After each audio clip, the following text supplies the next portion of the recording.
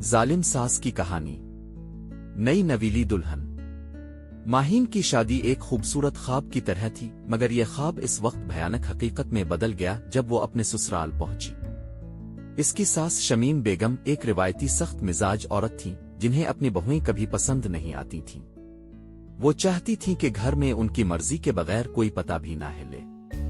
माहीन एक सुलझी हुई और नर्म दिल लड़की थी, मगर सास का रवैया देखकर वो रोज खौफजदा रहने लगी।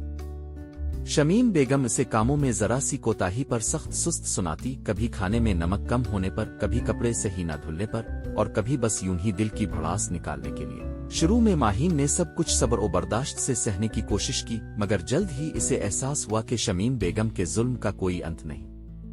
वो सुबह सवेरे उठकर सारा घर संभालती, नाश्ता बनाती, बर्तन धोती, फिर दोपहर का खाना पकाती।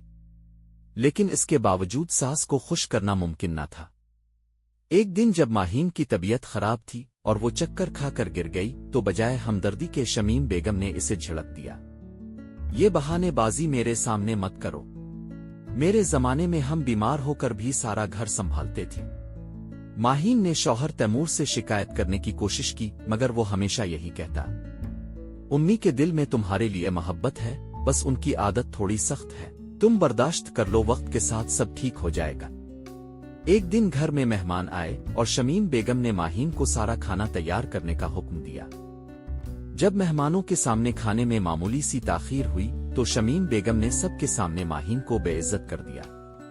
आजकल की लड़कियों को तो काम करना आता ही नहीं। हमारी बहू भी बस अपने मैके में लाडोहे में पली बड़ी है। ये सुनकर माहीन की आंखों में आंसू आ गए, मगर उसने कुछ न कहा। इस रात इसका दिल बहुत बोझल था। वो सोच रही थी कि आखिर कब तक वो ये सब सहेगी। एक दिन शमीम बेगम ने हद पार कर दी। माहीन ने गलती से एक गिलास तोड़ दिया और सास ने इसे थप्पड़ मार दिया। ये लम्हा इसके लिए फैसला कुन था।